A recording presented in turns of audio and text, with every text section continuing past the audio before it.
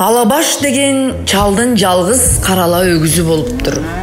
Күндөрдүн биринде Алабаш узак жолго камынып, улуу баласына сен өгүзгө убактысы менен жем-чөп бергин дейт. Кичүү баласына а сен убактысы менен жетелеп барып сугарып тургун дейт да өзү жолго чыгып кетет. Алабаштын улуу баласы өгүздүн оозун тындырбай чөп берип турду. Арадан бир жума өттү. 8-чи күнү өгүз такыр чөп жебей калды. Буга эмне болду?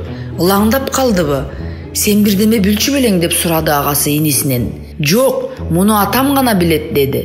Эки бир тууган жолдун боюнда өткөн кеткенден өгүз канткенде чөп жей турганын сурай беришти. Күүгүм кирип бир абышка өтүп баратып, өгүзүңөр чөп жебесе суусап калганы ошол. Эртең ала көлгө жетелеп барып сугаргыла деди. Атасынын тапшырган ишин аткарбаганын кичүүсү ошондо гана эстеди. Көрсө өгүз бир жумага чейин суу ичпептир. Эртеси өгүздү ала көлгө алып барып суугарды эле, ал көлдү бүт ичип койду.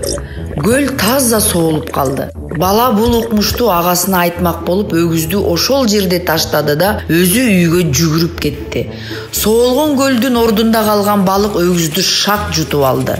Ал таноосун дердеңдетип, оозун ачып, ары бери оналактап жатканда кайдан келгени белгисиз кара бүркүт шукшурулуп кирди да балыкты зооканын үстүнө көтөрүп барып жей баштады. Балыктын ичинен чыккан суу дарыядай ташкындап акты. Ал аккан суу асканын түбүндө уктап жаткан абышканын бетине куюлганда чал чоочуп ойгонуп, күн азыр эле ачык эмес беле деп күндү караса көзүнө бирдеме түшүп кеткендей сыяктанды. Абышка үйүнө келип көзүн кызына каратты. Кызы ары карап бери карап көзүнүн кычыгынан бир нерсени алып ыргытты. Көрсө көлдү жуткан өгүздүн даалысы экен. Арадан бир нече күн өткөндө кербенчилер ушул жер түз жер экен дешип, кыз ыргыткан даалынын үстүнө жатып калышты. Таң аппак атты.